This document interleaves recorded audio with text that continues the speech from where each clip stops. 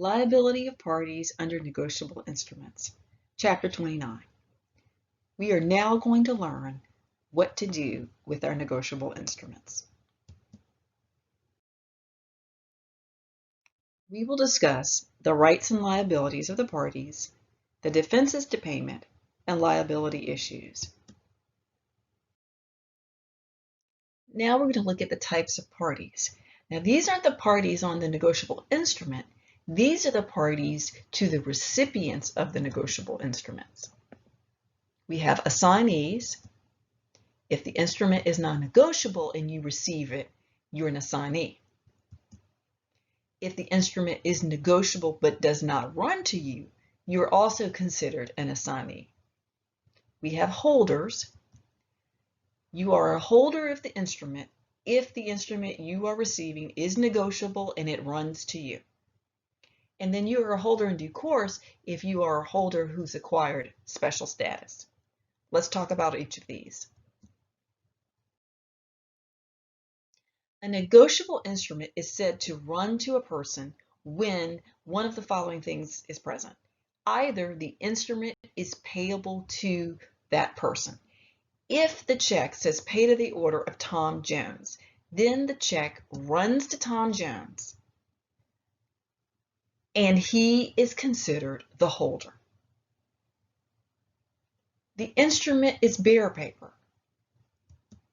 So for instance, if you have a check that says pay to cash, or you have an instrument that says pay to John Smith, bearer, or you have an instrument that says pay to bearer, any of those are designations that indicate you've got bearer paper.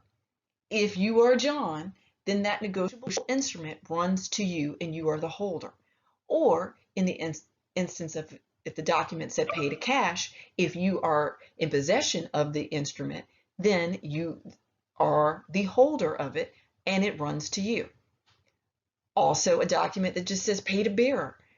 If you are in possession of that instrument, because remember, bearer documents, to negotiate them, all you need to do is transfer them or deliver them to someone. Then that unnamed bearer, whomever they may be, they are the holder of that instrument because that negotiable instrument runs to them. And our final way to know that a negotiable instrument runs to a person is when the person is the endorsee or the person to whom it is endorsed. In other words, if you are the payee on the check and you endorse it, then this check and this negotiable instrument must run to you. Alan Parker is the endorsee, so this negotiable instrument runs to Alan Parker and he is known as a holder.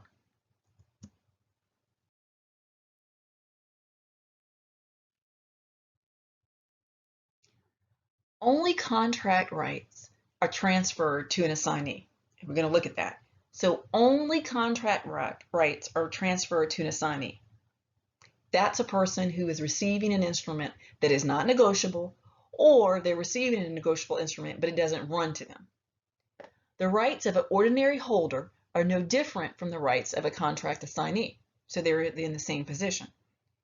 If no defenses are asserted against the assignee or the holder, then both parties would be entitled to payment. What does all this mean? Let's look at an example.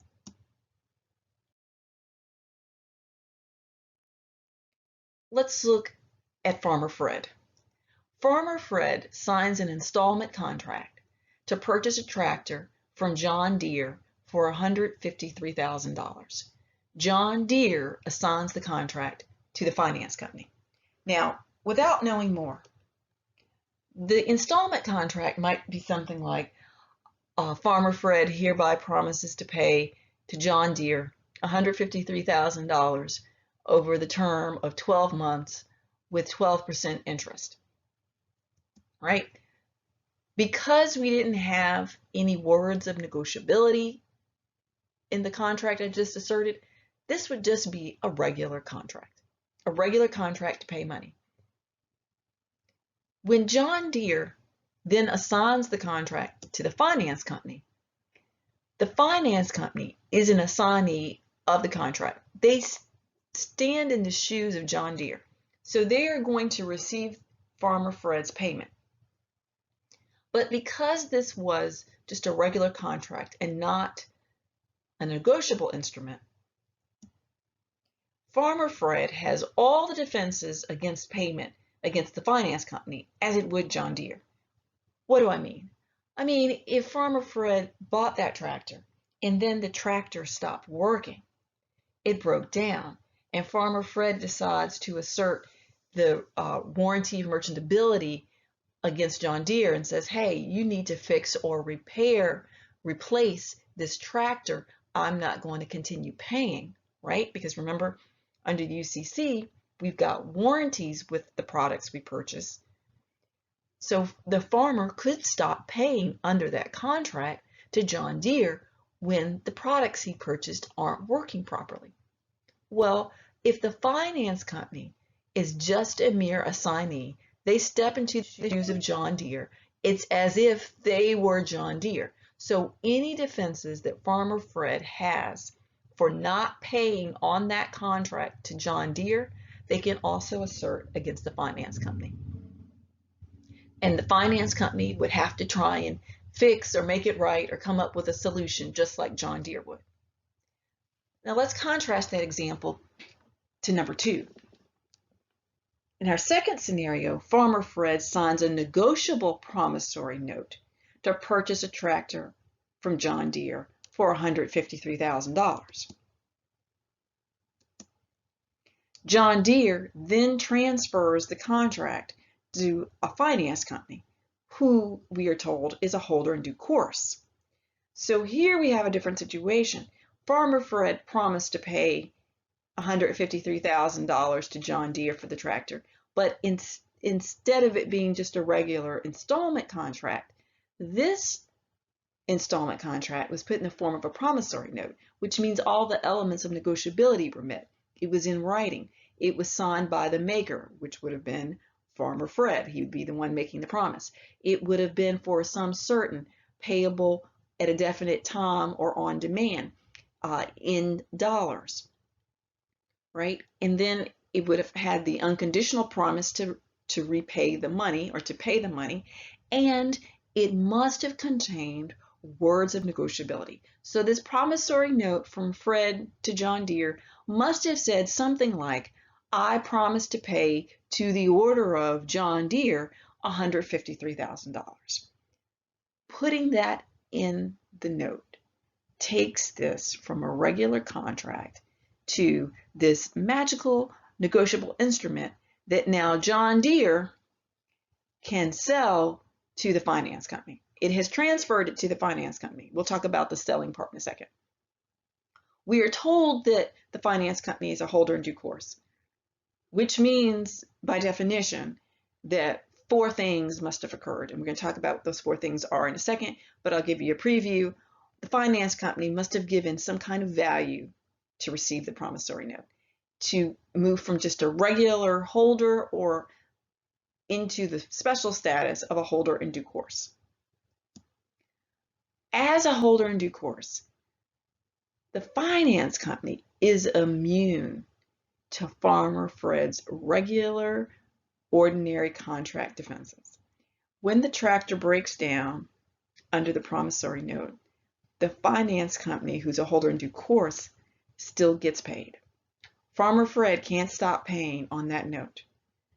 Only universal defenses work against a holder in due course. We'll talk about what universal defenses are in a second. But a holder in due course gives you special status. You are in a better position than the original parties on the note. The finance company is in a better position than John Deere. In our first scenario, the finance company stepped into the shoes of John Deere. They were an assignee of a regular contract. They were entitled to whatever John Deere was entitled to, and whatever defenses that were available against payment to John Deere were available against the finance company. But when you become a holder in due course, you get a special status where you are immune to regular defenses. The finance company is going to get paid by Farmer Fred whether or not the tractor works or not. Why? Because breach of warranty, ordinary contract disputes are not universal defenses that they do not work against a holder in due course. That's why a third party would be willing to buy the accounts receivables, the promissory notes, the drafts from a company and give them money up front. Because if they satisfy the 4 requirements to become a holder in due course, they know that they are going to be paid almost no matter what. No matter if the products that are at the basis of the transaction are defective, no matter what happens, no matter what defense the farmer Fred comes up with, except for some pretty extreme ones that fall into universal defenses, the finance company is going to be paid. Because they have this protection, it makes the third party willing to enter into this transaction, willing to purchase these accounts from another party and wait for them to become due. If the finance company might not get paid, and if the finance company is going to have to defend itself against, defective or faulty products, then there's really no reason for them to purchase this promissory note from John Deere. There's too much risk. They didn't even make the products. They don't even know anything about John Deere tractors. Who would want to do that? No, in order to create liquidity in the financial markets, you've got to give this extra protection to the finance company or whoever the third party might be who's willing to come in and buy these negotiable instruments, provide cash or liquidity up front for a business, and then stand in their shoes and kind of wait to see when the instrument matures.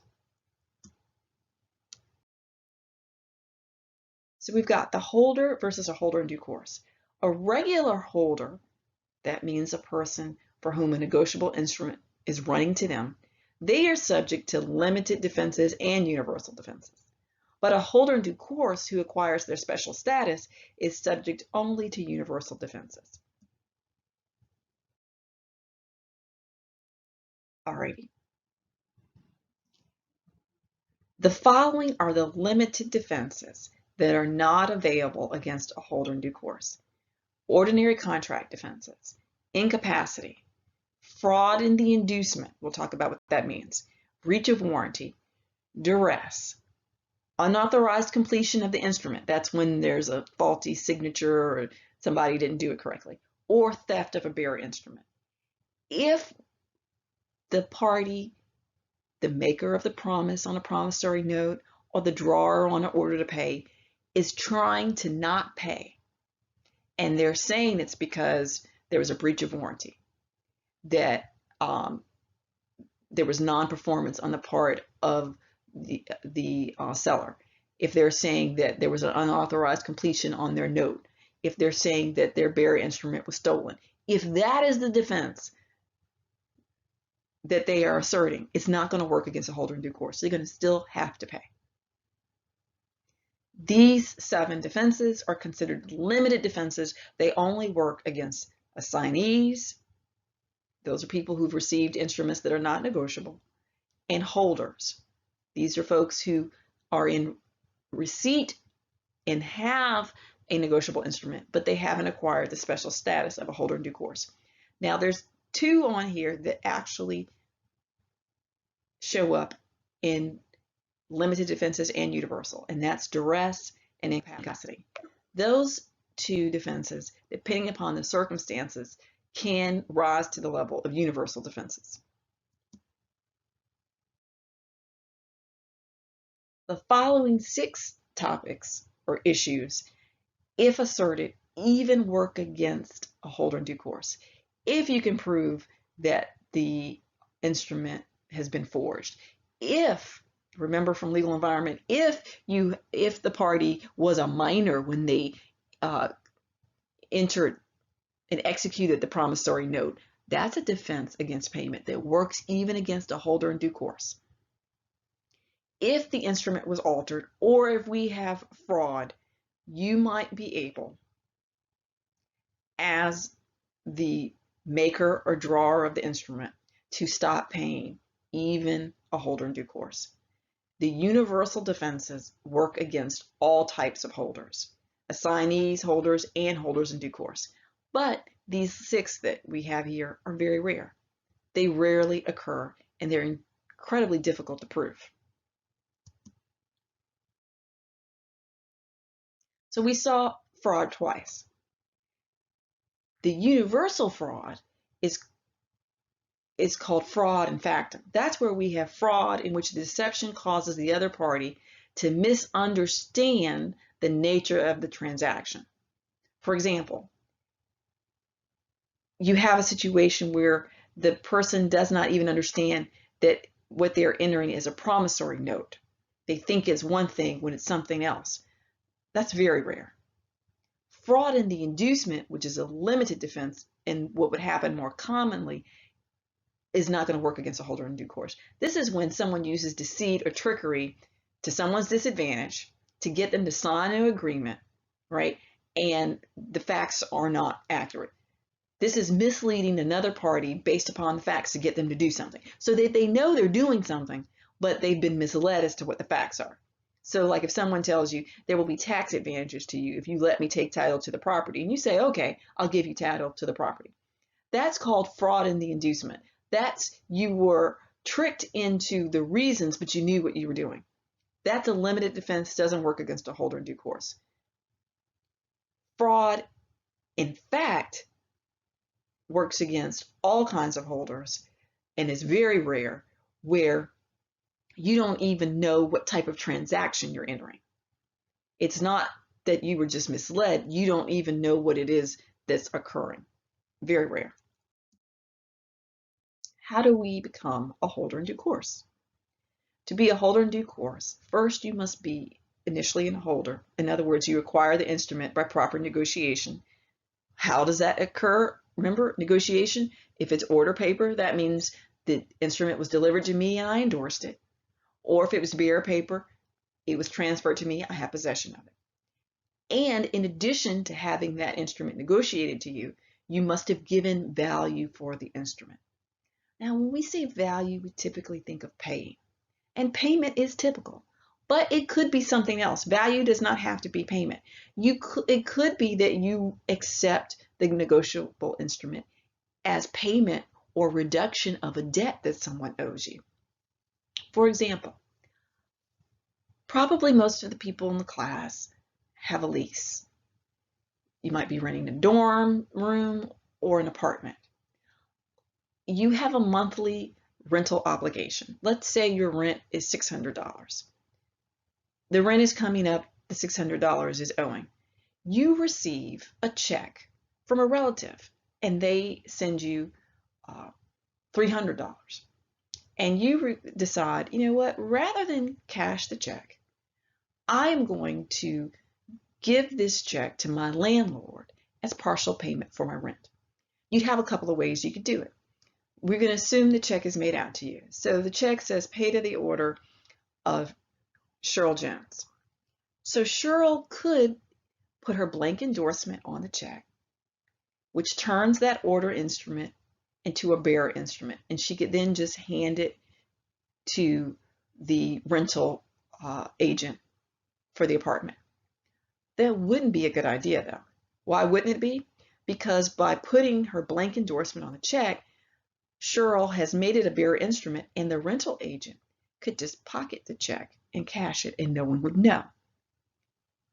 So what would be better is if Cheryl wants to bypass having to cash the check, is to endorse the check, put Cheryl's name on it, and then put a special endorsement, pay to Aggie Sweets.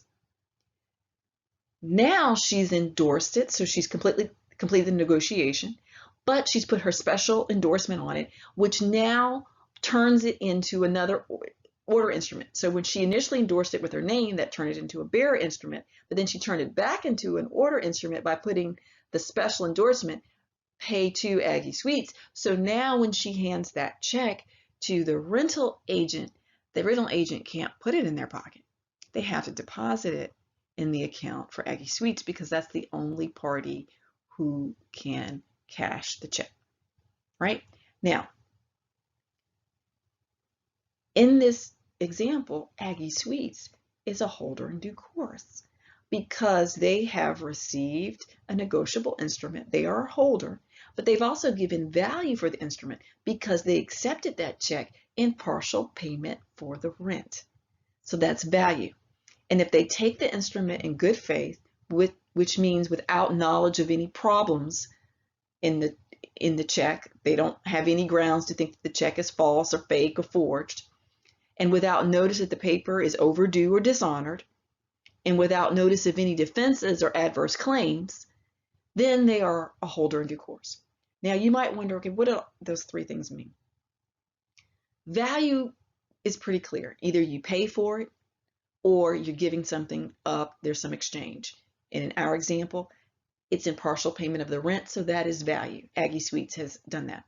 Good faith is a legal term where good faith is assumed to be present in business transactions, that everyone to a transaction is working together towards the same goal, which is transacting business fairly and above board. You assume that good faith is present in the transaction unless there are facts that tell you that there is not good faith. So assume that there's good faith unless you have facts that suggest that there isn't good faith. And what kind of facts? Like if we had a scenario where it said the rental agent was aware that the student had taken the check from their grandma's checkbook. Like there were some facts in your scenario that put you on notice that this didn't seem legitimate. Or the rental agent looked at the signature on the check and it didn't look consistent with previous checks received from this renter. Or they looked on the face of the check and it looked like the dollar amount had been changed. Those are items and facts that put you on notice that there might be a problem. So the scenarios that I just suggested could possibly undermine good faith, and they might go to whether or not the person had notice of defenses or adverse claims and were overdue or dishonored. If you add facts that give you a suggestion that there might be a problem, then the holder might lose the status of being a holder in due course. So whether or not the paper is overdue or dishonored, and whether or not there are defenses and adverse claims, you would have to have facts in your legal scenario that raise those issues. Otherwise, you would assume that the person who's giving the value is doing it in good faith without notice of any problems.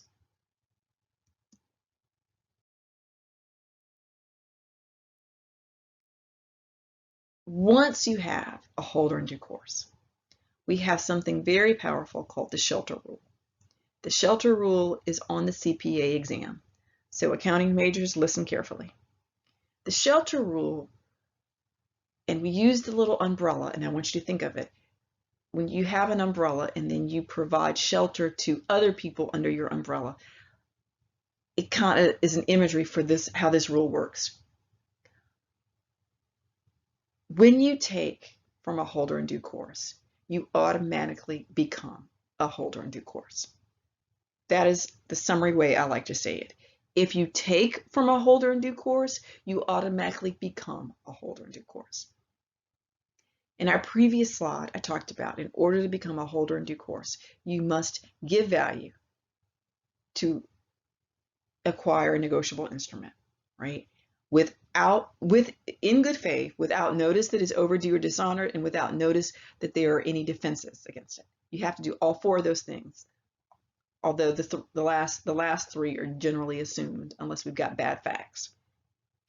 If you acquire that instrument and you've got the special status of a holder in due course, you can then turn around and give that instrument to someone else who does not meet the requirements to become a holder in due course, but they automatically get the protection, get the shelter that you acquired as a holder in due course, which means that if you take from a holder in due course, you automatically become one and you are immune to limited defenses. So when that John Deere tractor breaks down and you are someone who took the negotiable instrument from the finance company who was a holder in due course, then you automatically get the same status as the finance company who qualified as a holder in due course, and the farmer must keep paying you even though you might not actually qualify as a holder in due course. The rule is stated, those persons who become holders of the instrument after a holder in due course are given the same protection as the holder in due course through the shelter provision, provided they are not parties to any fraud or illegality affecting the instrument. So long as we can't prove that there was some fraud involved, you don't have to give value, and you don't have to act in good faith, and you don't have to qualify in any other way. If you take from a holder in due course, you automatically become one, unless that fraud can be proven. When the shelter principle is established, one does not need to satisfy any of those 4 elements that are required to become a holder in due course. This is called the shelter rule. Essentially, the first party to become a holder in due course is sharing their protection that they have acquired with subsequent holders.